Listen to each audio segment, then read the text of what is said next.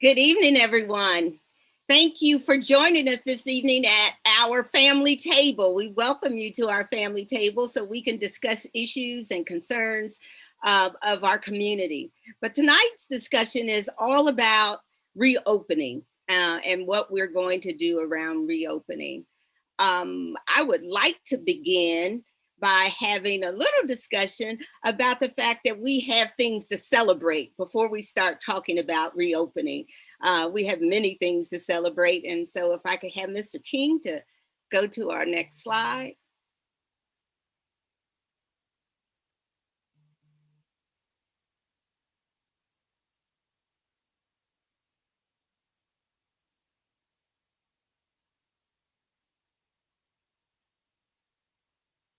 Thank you, Mr. King.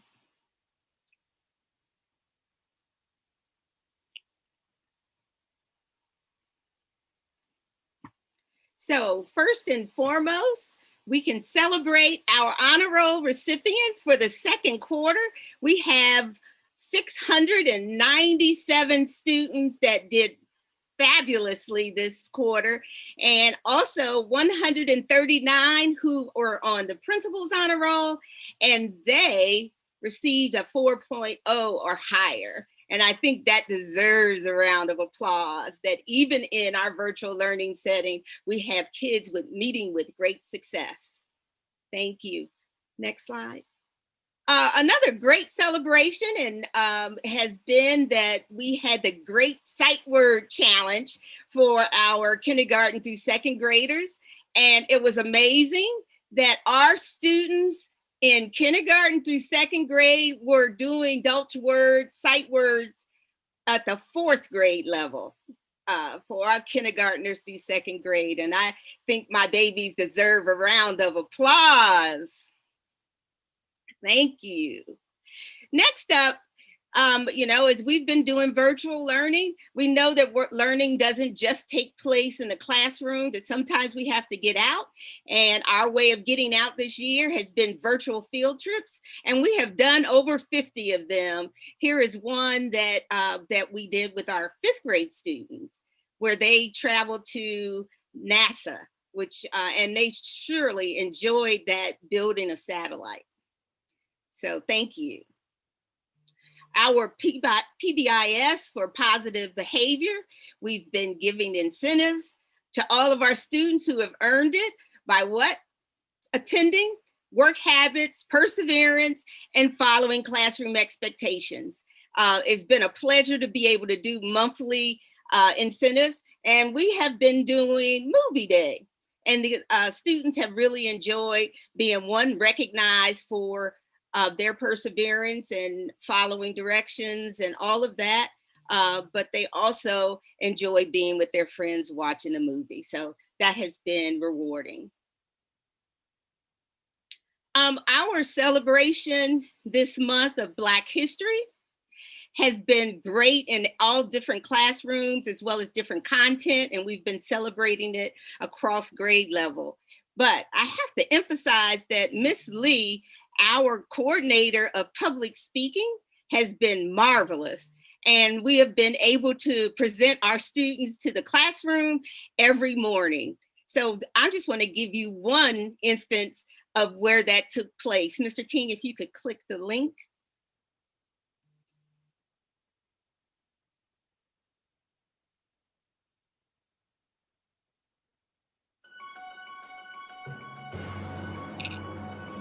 Morning at Geek Academy. We are taking you through the alphabet A through Z with Black history facts relevant to you and me. I am Walker Bishop and I am in the third grade. My letter will be J. Jackie Robinson played baseball with ease as the first Black player in the major leagues. Fun fact, Jack Roosevelt Robinson was an American professional baseball player who became the first African American in the Major League Baseball in the modern era. Robinson broke the baseball color line when he started at the first base for the Brooklyn Dodgers on April 15, 1947. And if you didn't know, Now you know. Thank you. And this, our public speaking club goes from elementary school through middle school, and each one of those students have done a fine job.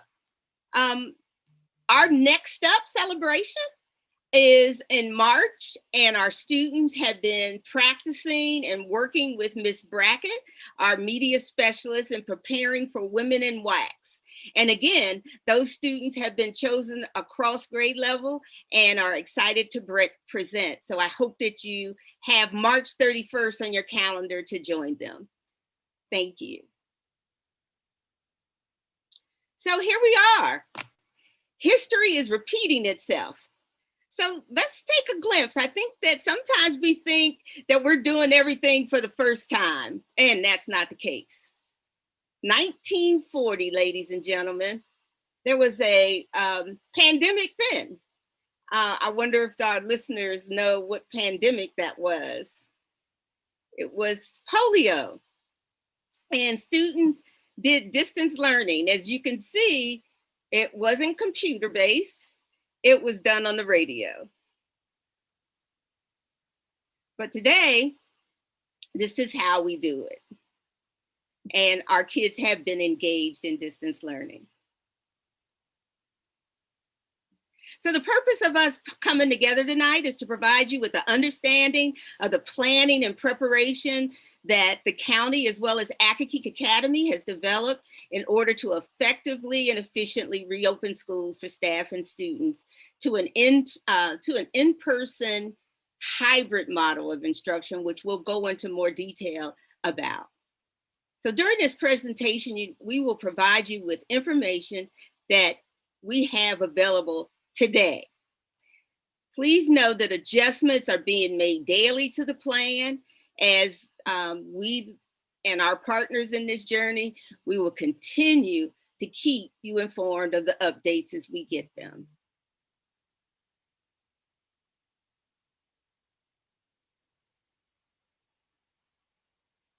Good evening. Our agenda tonight: health and safety, facility operations, school and classroom design, hybrid teaching model, attendance, breakfast, lunch, transportation. So what, now what? Health and safety protocols, CDC indicators for reopening, current status of COVID-19 in Prince George's County Public Schools, social, emotional, and mental health resources, COVID Compliance Committee.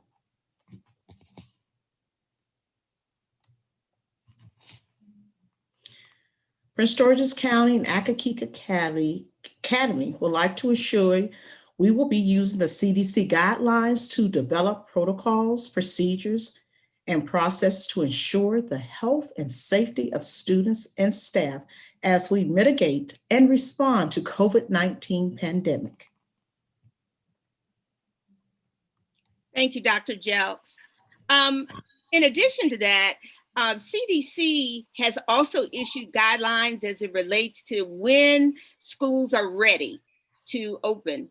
And of course, we know that their guidelines have been changing, but this particular one has not.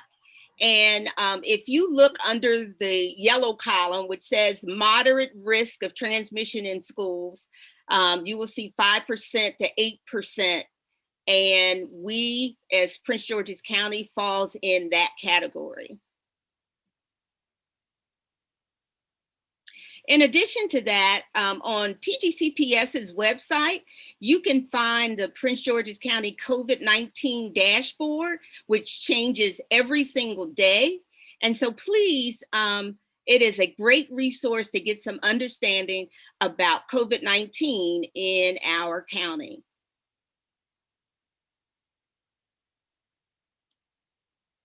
So our health and safety does not just consume us with COVID. We are also concerned about the social, emotional, and mental health support that we're going to provide our students and our staff. And it's important that we be well so that we can all feel well and do well. So these are going to be major considerations for us. Tonight we have joining us our nursing staff from our lower campus. Nurse Laurie is here with us, and from our upper campus, Nurse Williams is with us. And I'd like for them to dig a little deeper into what we're going to concern ourselves with. So the first thing is our COVID committee. Could you go back, Mr. King? So our COVID compliance committee is to ensure that we as a school are in compliance with all the guidelines from Prince George's County Public Schools, as well as CDC. And so who's included on that committee? That would include different members of our Akakeek community in different grade levels and the instructional portion of our school, a professional school counselor, of course, our instructional staff, our cafeteria manager, and our building manager. And you can see all the names, but I assure you that they come from different parts of the school that will allow us to enforce those guidelines in Akakeek.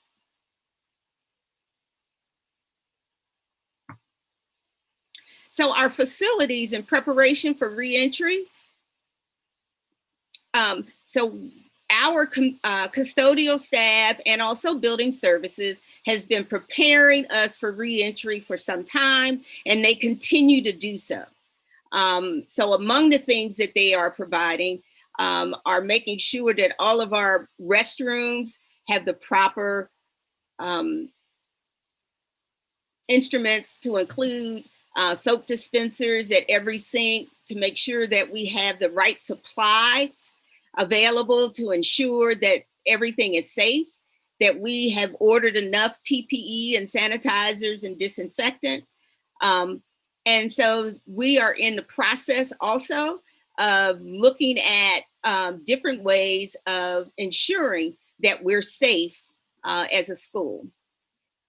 We will also have proper signage, which includes social distancing. We will enforce social distancing in the school with students and with staff. Mandatory mask wearing is important, and that is mandatory for all students and staff. Hand washing is encouraged, but we will have select times and a schedule throughout the school day for hand washing. Sometimes that might mean hand sanitizer, but we will, through the school day, have a schedule. I do want to make note that the drinking fountains will be out of service at this time. And so students are encouraged to bring their own water bottle, and we will have some on in supply in the building as well. Of course, routine safety checks will be done on a regular basis, and we will make sure that our systems, our HVAC systems, follow CDC guidelines, and those filters are MERV 13 filters that will be provided. And we know that ventilation is an important issue. So also our HVAC will be on longer, 4 hours longer each day than in previous times. And it's important to note that we'll be disinfecting every touch point every day. Mr. King. So we will have facility protocols. We'll meet with the staff to review what those reentry procedures will be. We will also develop some protocols for our substitutes and all of our temporary personnel. We will not be using our staff lounges because we do not want adults to congregate either. We will also continue to meet with our custodial team, talking about the bathroom cleaning schedule, as well as doing our lunch schedule. We will conduct virtual reentry orientations and send communications out to you on a regular basis. Because we are developing our protocols and our procedures. And so we will continue to have the family table to inform you of those things. So here's an example for you of some of the things that we've been doing already in the schoolhouse. This is the desk arrangement ideas that we have right now. The first picture that you see is the middle school. So you will see those desks are in 2 desk clusters, but only one student will be sitting at that 2 desk cluster. And we will not be using lockers. And so that will give them some place to put their things. But we're also mindful that they will be 6 feet apart. And so some of our smaller rooms will just have 1 desk per student versus 2. The middle picture is our primary grades. They operate under a table setting. In order for us to get this distancing, we have removed the carpets from those classrooms as well as the small group tables. So there will only be 1 student per table. And then the third picture is our intermediate grades. That would be grades 3 through 5. And you see they are also clustered in tables, the square desks in 2s. However, in certain of our classrooms, well, many of our intermediate classrooms, we will only have single desks for each child. But that is our goal, to have 2. Staff safety protocols.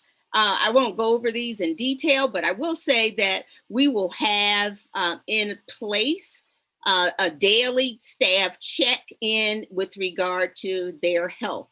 And it is a fully automated system. That's an app that they use as teachers on their telephones to report each one of the symptoms of COVID to make sure that they do not meet 2 of them. And because of that, that would determine whether or not they would report to work. There will be training and webinars for our staff with regard to what to do, how to do it, as well as our learning about what the schedules will be for hand washing and eating, as well as what their role is and how to prevent any kinds of exceptions. So the coronavirus impact. I am going to move to Nurse Laurie and to Nurse Williams and allow them to discuss this part of the presentation. As Dr. Adams mentioned, COVID-19 has impacted many aspects of our school and will also impact how we as school nurses assist our students. So now we will have a COVID care room as well as a health room in our school. The COVID care room, which stands for COVID Assessment Response Evaluation Room, is where we will see students who have COVID-like symptoms, such as cough, shortness of breath, difficulty breathing, new loss of taste or smell, fever of 100.4 or greater, chills, muscle aches, sore throat, headache, GI issues, fatigue, congestion, and runny nose. While in the care and health room, masks will be enforced at all times. Students will remain socially distanced with 6 feet away from each other. Students will also be required to wash their hands prior to entering the care and the health room. To decrease the number of students in the health room as well as the care room, staff will be required to call or use the intercom or the walkie-talkies to call the nurse for assistance. Staff should avoid entering the health room unless necessary. There will be daily cleaning and disinfecting of the health room and the care room. As school nurses, we will be monitoring and tracking COVID cases, and we will enter the information into the school health electronic record dashboard system. If your student has to come to the care room, we will ask that your student be picked up within 1 hour of us calling. If you aren't going to be available to pick up your student within 1 hour, we ask that you update your emergency contacts so that we can contact someone who can pick up your student.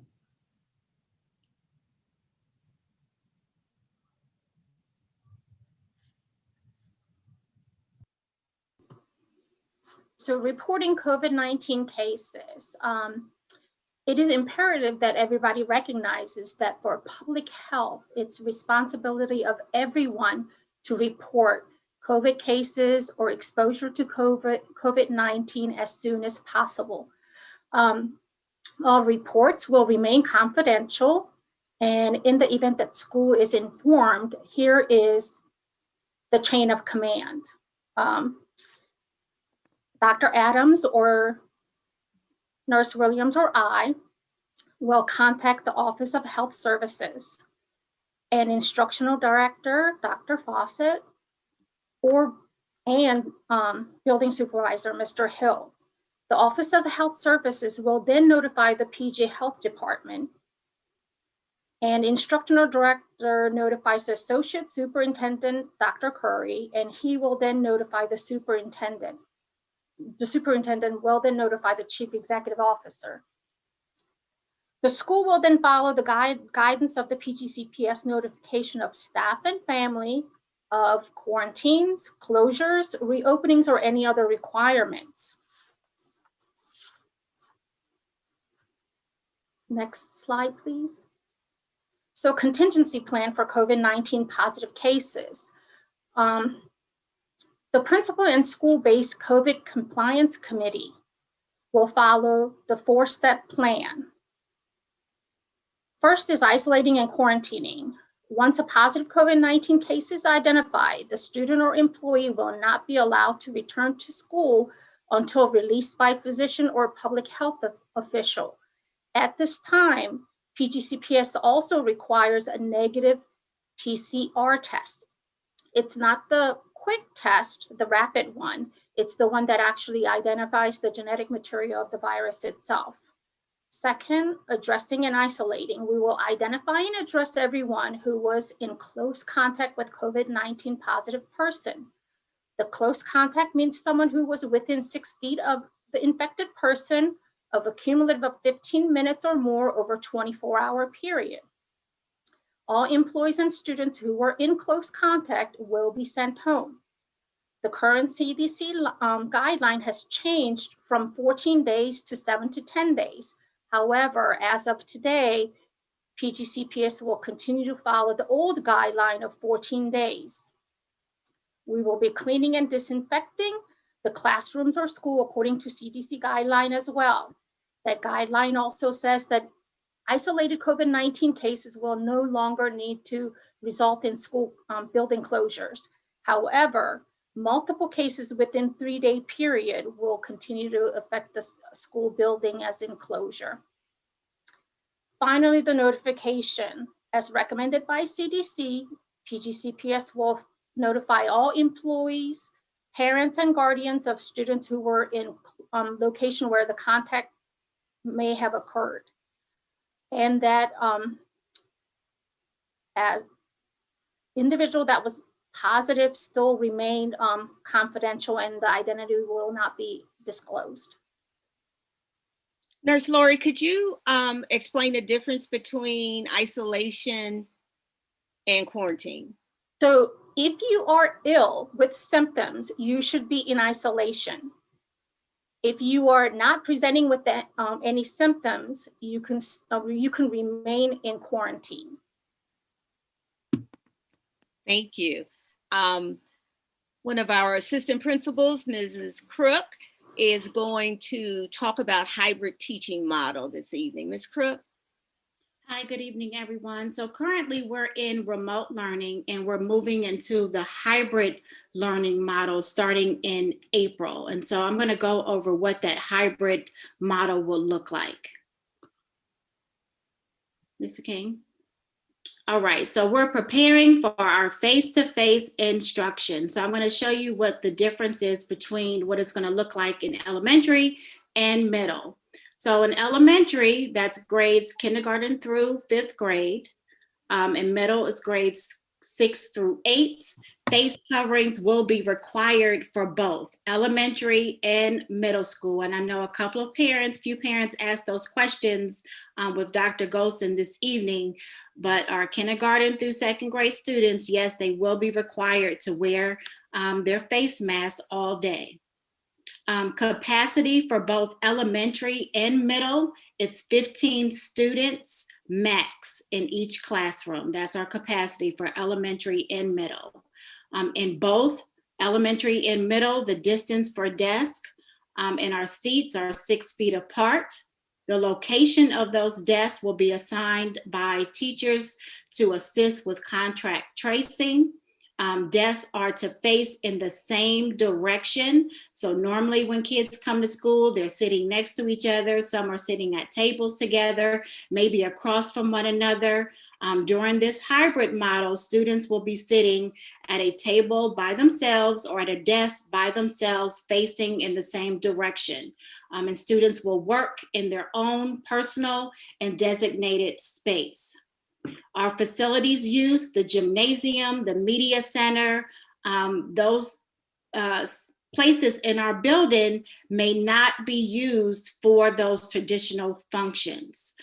There may be some alternative learning spaces assigned to those facility uses.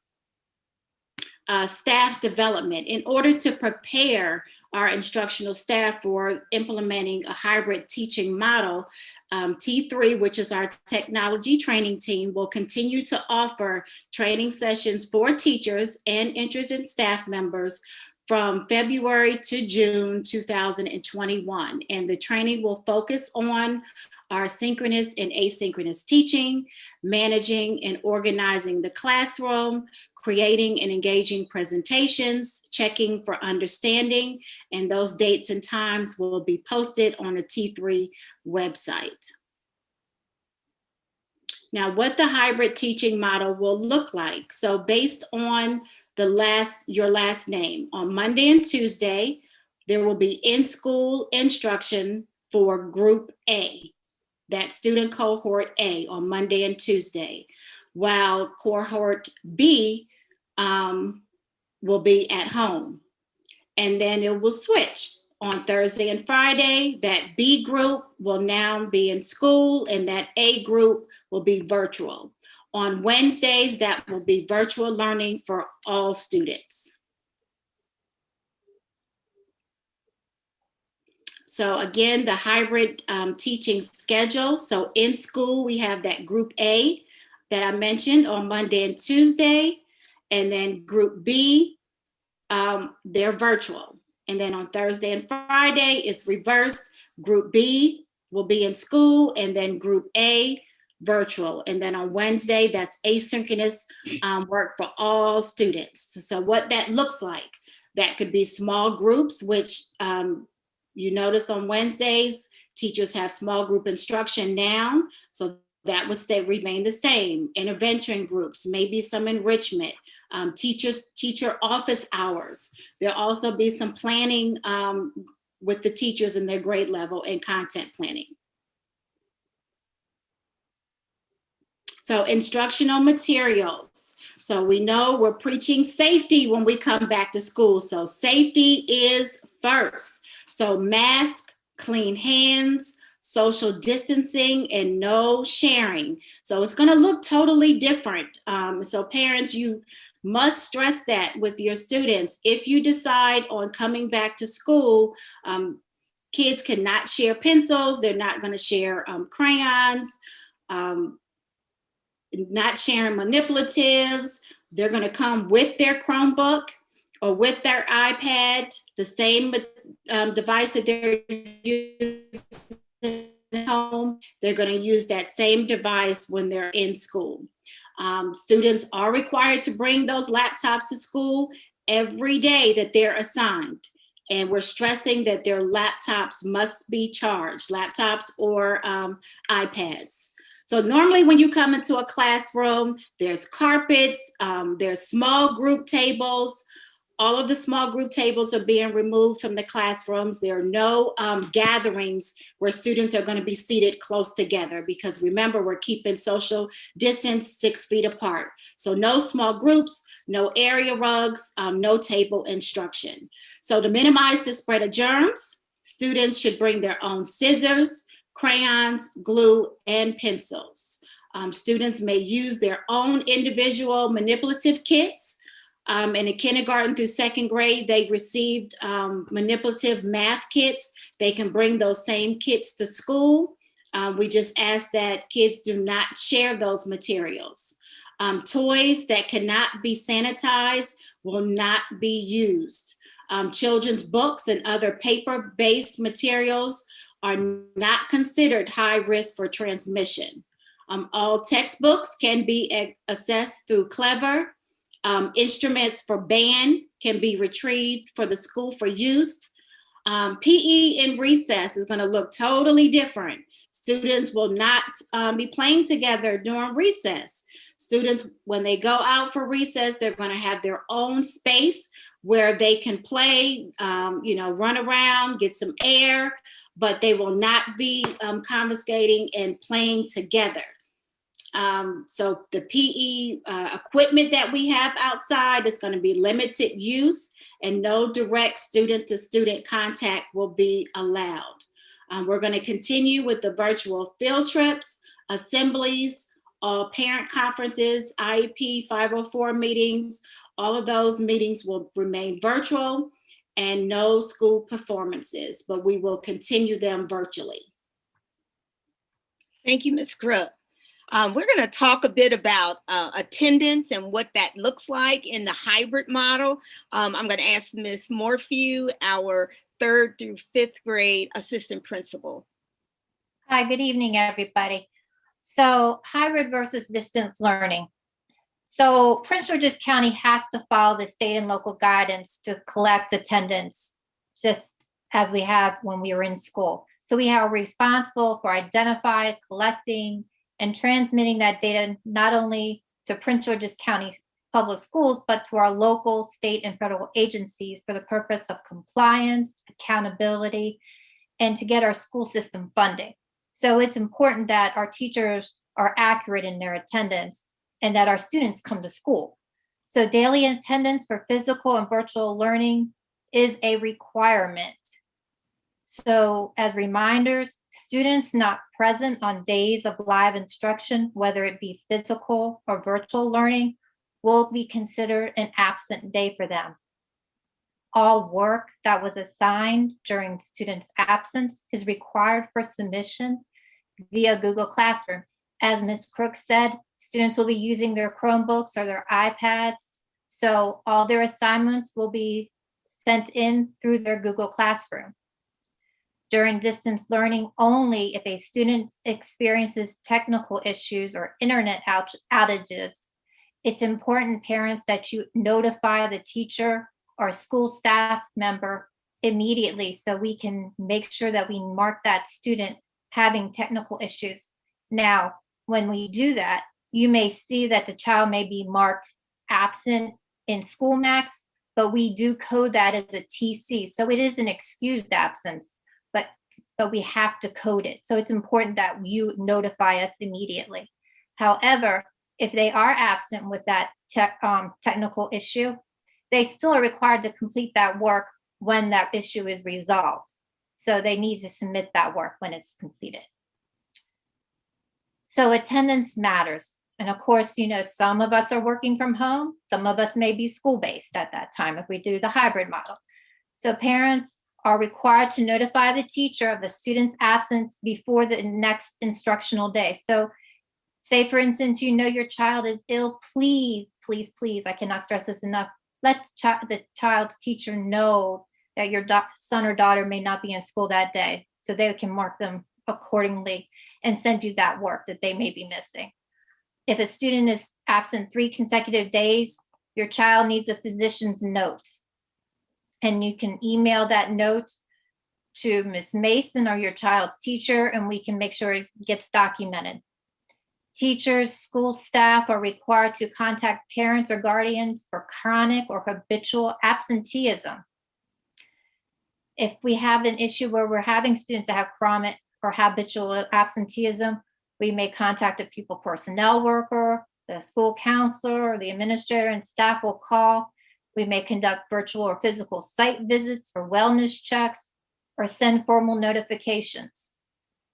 And after 10 consecutive days of absenteeism, students will be withdrawn from the school immediately. So that's how important our school attendance is. So parents and guardians will have to complete the registration process again. So if we do have to withdraw your child for being absent 10 consecutive days, you will have to come back in, make an appointment, and fill out all the proper paperwork to re-enroll your child at the school. And none of us want that to happen. So it's important that we do take that seriously. And students in specialty programs through the lottery will be required to register their child into their boundary school immediately. So it's important that we keep this in mind. And next one, okay. So for elementary and middle school, distance learning process for kindergarten through grade 5, teachers take attendance at the beginning of the school day. It's accounted in school max. They students that cannot participate in live instruction must check in with the teacher, as I stated earlier, before the next instructional school day and email their teacher directly, and that's for the parents. For middle school, it's a little different. Teachers use a variety of ways to determine a student's attendance. So they take attendance at the start of a lesson, whether they're present or absent will be entered in school max.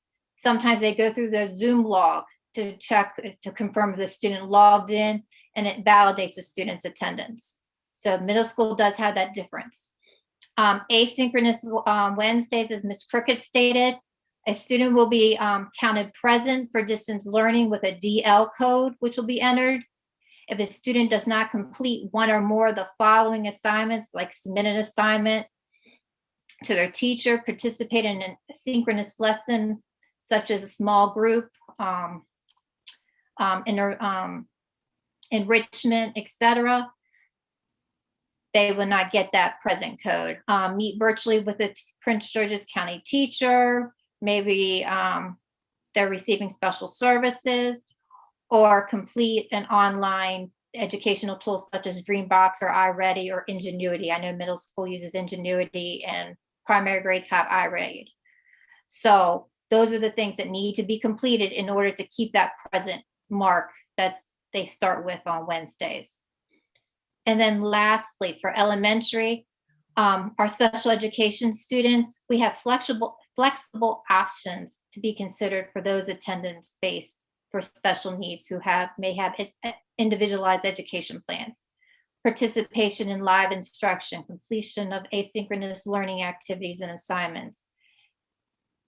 So those are for our elementary side. On the middle school side, for those special education students, we have a case manager who will use Maryland Online Parent Contact Log to document this option in the event that the IEP team meets to discuss the student's delivery of the services. So it will be documented in their prior written notice.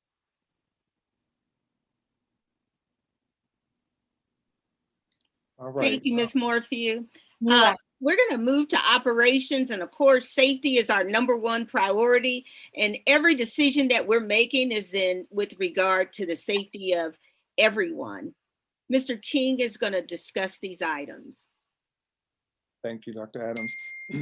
Hybrid student operation safety is our priority. All students are required to wear face masks throughout the day except when eating. Next Tuesday will be a face mask day. We're asking that all parents ask your students to wear a face mask throughout the day, just to get them used to having that face mask on every day. We want to prepare them now so that it won't be uncomfortable when they have to wear it all day in school. They will sit at their designated locations, no congregating. Students will be prohibited from placing any items in a locker or a cubby. Students will be required to bring their fully charged Chromebook or iPads if they're in kindergarten every day. Additional safety provisions will be added to maintain CDC classroom requirements. Students are not expected to wear uniforms, but they are required to follow the system-wide dress code, which is on our website. And of course, the face masks will be strictly enforced and consequences will be applied if students do not wear face masks. Students are encouraged to bring water bottles because water fountains will be turned off. Student restrooms. Only one student will be released from a classroom at a time to use the restroom, and a maximum of 3 students may be in a restroom at a time. Adult supervision will be in the hallway to make sure that only 3 students will be going into the restroom. The Student Rights and Responsibility Handbook, which is also the Code of Conduct, will be followed. Failure to adhere to CDC or PGCPS or school safety regulations, students will be required to participate in virtual learning from home. So if a student, for example, continues not to wear their face mask at school, then they will be moved to virtual learning at home. Breakfast and lunch. Food services will maintain guidelines for providing student breakfast, lunch for all students. So through the rest of this school year, all meals will be free for all students.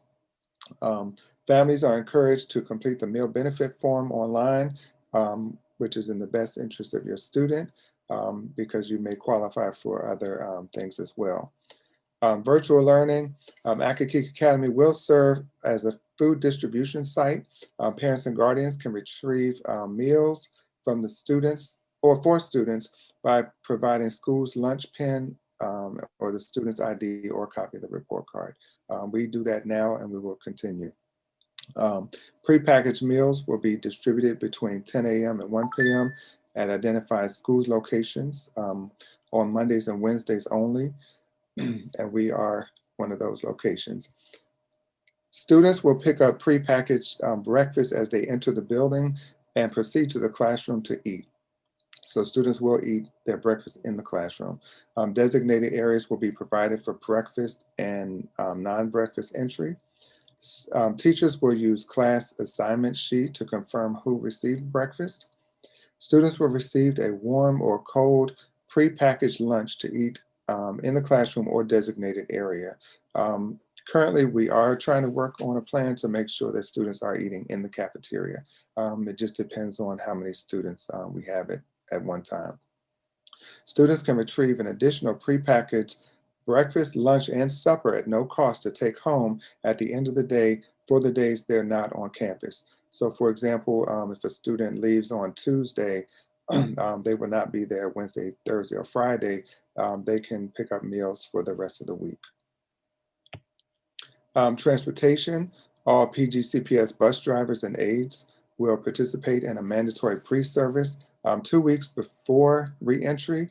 All safety protocols, updates, and procedures relating to COVID-19 will be provided. All high-touch areas will be cleaned and disinfected daily and between routes. Parents of pre-K and kindergarten students, you will receive safety vests, and we ask that safety vests be cleaned and disinfected every evening at home. Ceiling vents, the bus driver's window and other windows will be opened according to the weather to maintain air quality. All PGCPS students and employees are required to keep their masks on prior to boarding and riding the bus. All PGCPS students and employees are required to all PGCPS students are required to sit and remain seated only in the assigned designated seat. The seat directly behind the bus driver will not be used. The maximum number of students per bus will be 1 per seat near the window of each row, in each row. The seat behind the bus driver will remain empty unless they're in the same household as the driver. Arrival and drop-off locations and other times will be needed to be staggered or adjusted. So we ask that you be patient with us as we set up those times. All PGCPS students will adhere to the directives provided by the bus driver, safety protocols, and all transportation bus rules. Failure to adhere to directives of the bus driver, the aide, safety regulations, and the transportation bus rules, the student will be no longer allowed to ride the bus to and from school. Thank you, Mr. King. So what and now what? First of all, thank you for indulging us and giving you all of this information tonight. But where do we go from here? Our next slide, Mr. King. So our Accokeek Reopening Committee, we will continue to plan as new updates become available to ensure our procedures and protocol. We will also hold family tables to give you information as much as we deem necessary. Next Thursday night, we will hold another family table to have just a question and answer period for any of the questions that you have as you go through the parent survey or the information that we have provided here tonight. We also will be announcing orientations that we'll be having for students that have never been to the building. So we want to have an orientation for particularly any kindergartners that are returning and any sixth graders who were not a part of Accokeek Academy. Next Tuesday will be our face mask day, as was mentioned earlier. We really want our students to understand that this is an important expectation, that they wear a face mask the entire day at school, from when they get on the bus in the morning until they leave in the evening. In addition, we have sent out the parent survey. That parent survey went out yesterday. We send the links out through email. We send it through Class Dojo. It is also now posted on our website. And that parent survey is for you to determine whether your child will remain in virtual learning as we're doing right now, or whether your child will return to 2 days a week in the school building and hybrid learning. And then the other 2 days will continue in virtual learning. I ask that you all please read all information coming in from the school and also from the county, and again from Dr. Golson, so that you're fully updated as you make that decision. And then finally, I just want to thank you personally, and I know that my administrative team would like to thank you as well. We know that this work is done with you. And this year has proven that when we have a strong partnership, our students excel. And so we thank you for that partnership that you have given us this school year, because it has meant a lot. And I don't want to discount that at all. The partnership between our parents has been wonderful. You all have really supported us through this. And I have no complaints. And I hope that you feel the same way about how we have been doing with your students. And so at this time, besides, I'd like to give some accolades to my administrative team, as they have done a fabulous job tonight and every day, because they're working tirelessly and learning new things along the way, including technology, which we all have been learning along the way. I also like to thank Ms. Payne. She has been answering questions in the chat, and she at this time is going to give us questions that were not answered in the chat. Ms. Payne. You're on mute. I am. Thank you, Dr. Adams. Thank you all for your questions. They have been very informative and detailed, so I appreciate it. I hope I'm answering your questions as accurately as possible. So one question, Dr. Adams, that came up was, oh goodness, let me find it. So I guess while I'm looking for the question, can you discuss a little bit about lunch and what lunch will look like for the grade levels? So as we know, lunch is a time where we have to make decisions around either eating in the student classrooms or eating in the cafeteria. And so this is an evolving decision, but I will explain to you what we have thought about putting into place. Because that students will have to be 6 feet apart, especially when eating, It is very important that we are able to do that. And so we will be moving the cafeteria tables out of the cafeteria and moving desks into the cafeteria 6 feet apart, facing in the same direction. The cafeteria staff, as we said earlier, is that this is always about safety, will then be able to take the prepackaged lunches and place them on the desks that are located in the cafeteria, so that when students arrive in the cafeteria, they will have their lunch already on their desk, because we want to minimize that movement and that interaction. So at this time, that is tentatively our plan. And do we have a final wording on if students can bring their lunch to school? We do not.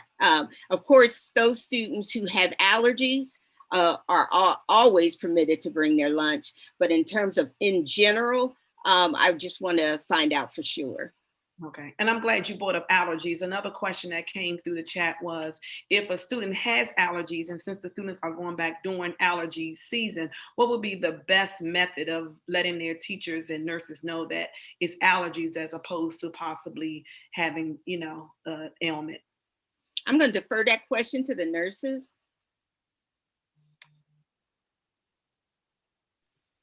So even the nurses, all we can do is assess. We are not allowed to diagnose. That's up to the doctors. So as long as you present with the symptoms as of date, you need to be picked up. And you need to have we have a form letter that goes out with each student if they are to be sent home for COVID-like symptoms. And at the bottom, that's where the doctors sign off saying that, yes, they're clear. It's not COVID, it's allergy or asthma or whatever else it happens to be that's causing the symptoms. And once they're released from the doctor, of course, they can come back. Okay, excellent. And speaking of that, also popped in my mind, in reference to students who have not already gotten their vaccination shots outside of COVID, will they be allowed to return to school? I can answer that, Nurse Lori. Immunizations are seriously important at this time, and we will not allow students who have not gotten their updated immunizations to return to the schoolhouse. So that is seriously important at this time. Thank you. The question is, if your child is under the weather on an in-person day and the parent has to keep them home, can they be marked present by attending virtually instead? Yes. Can we speak to devices? Some students don't have Chromebooks issued by the school, and parents want to know, can they bring their own device? What is the recommendation for that? Well, there's several things that parents have to consider as it relates to their own personal device. One is that we are, as a school, would not be liable for that device. Number two, that we will issue them a Chromebook or an iPad. So in many ways, it doesn't really make sense to bring their own device. And then the third thing is that things are just easier when we have technology problems, that we know how to fix them and we know how to direct them versus another device that we have no knowledge of. So we encourage a PGCPS device. Okay, excellent. How many students per bus, and how will they handle the route if there are more students to pick up? So, of course, we're not transportation, but in terms of their messaging to us, they will devise routes as they devise routes now. Of course, buses have capacities currently. This capacity is reduced to 21 students because there's one student per seat. And so that is the number. And so just as we've done before, as buses get full, there's chances that they would be making several runs to those neighborhoods that are nearby. But I am sure that the bus transportation department is going to look very closely at timing, because timing is going to be important. But we do anticipate that we're going to have some staggering of arrivals. Thank you. If a student has food allergies, will the lunch plan be or lunch menu be posted so parents can make an informed decision? Absolutely, yes. As a matter of fact, I think that they have posted it already, or at least I saw it through the cafeteria manager, yes. Can a parent change their mind about in-person learning if their child is not comfortable and may want to go back to virtual learning? So the survey is done in order for us to prepare for those students coming back into the building. So it's important that you consider that decision carefully because every child is different, of course, and I think that it is a personal decision. If in fact you decided to allow them to come back and it isn't working, of course, your child can go back to virtual learning. Will students However, one caveat, not the same way the other way. Once you decided to do virtual learning, you cannot decide to come in for hybrid learning because there's too many procedures and protocols that we're going to have to put into place based on the numbers that we get from the survey. Okay. Will students be required to have a COVID test each day they enter a building? That was from one of our students. Not each day that you enter the building. We don't have the capacity to do that. So what if a student needs help in class with a lesson? What procedures are in place to assist them? Can you repeat the question, Ms. Payne? I'm not sure what the question is. What if an in-class child needs assistance with a lesson? What procedures are in place to assist that particular student? The same procedures that are in place right now. A teacher, so if you look at the classroom as all students, regardless of whether they're present or whether they're virtual, students in the classroom will also be virtual in some ways because they'll be looking at their Chromebook. And so they'll be handled the exact same way that all other students are. Of course, teachers are going to be making some decisions around how to do small group instruction and to help students that they already have identified in their class that needs assistance. So they'll still be looking at children individually. Absolutely. And so that you may have kind of answered this question, but just in case, will children who remain virtual be treated with equity? If so, how? Of course, that's our goal, is to make sure that all children are treated with equity. It's very important to us in many, many ways, because we have proven over this year that we have been able to move our practices so that we can handle teaching virtually. This was something new to all of us. And I think that our staff has done an outstanding job at virtual learning. And so just as they've done with virtual learning, when kids come back versus being virtually, I know that my staff will be able to handle both. It will take time because it is something that they're learning. And I'm not saying that it's going to be easy, because it's not going to be easy. Nothing is that's brand new, and there's no handbook for how to do this. And so we will be learning it along the way. Thank you, Dr. Adams. Will the nurse still be able to administer meds to a child with the note from the doctor? Absolutely. And Nurse Laurie or Nurse Williams, do you want to go into any details of what that should look like? I just wanted to add that if your student does plan on returning, we will need a new order from the physician with the stating the medication and the order of how to give the medication. We also will need a new supply of that medication to provide to your child. Thank you, Nurse Williams. We are approaching that 8 o'clock hour, and I'm sure there may be some other questions. Ms. Payne, if you could give me one last question, and Mr. King, could you put up that last bit of information?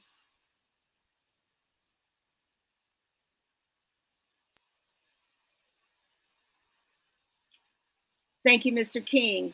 Our PTSA, who has been very instrumental in helping us out, helping teachers out when they have needs of different things. They have assisted us with the cost of some of our virtual field trips. And now the PTSA wants to give to the parents. And parents, you are invited to team up with your scholar and answer grade level questions as they present, are you smarter than a X grader?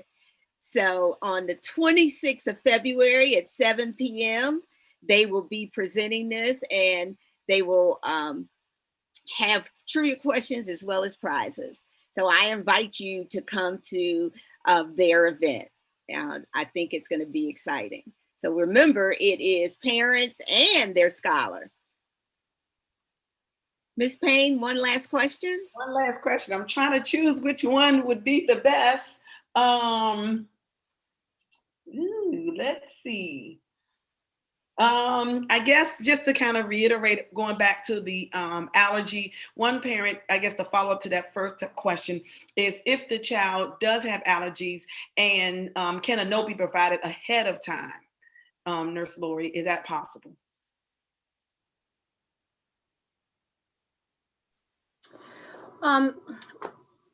Yes, it is possible. Some of those cases will be on individual basis. We would have to see what kind of symptoms that they're presenting. Okay. And how many of those symptoms. Okay. But it would help if we know in advance, although we should already know in advance if they filled out the health inventory form. Excellent. All righty. Thank you so much. Thank you, Dr. Adams. Thank you, Ms. Payne, for doing all that in the chat. We will finish the questions in the chat together before we leave, but we'd like to thank you for spending your evening with us, especially if you attended Dr. Golson's telephone call and then followed up to come and talk with us at Accokeek Academy. We can raise the bar even in the hybrid world by working closely with each one of you. So thank you very much. And thank you, team, for a great night as usual.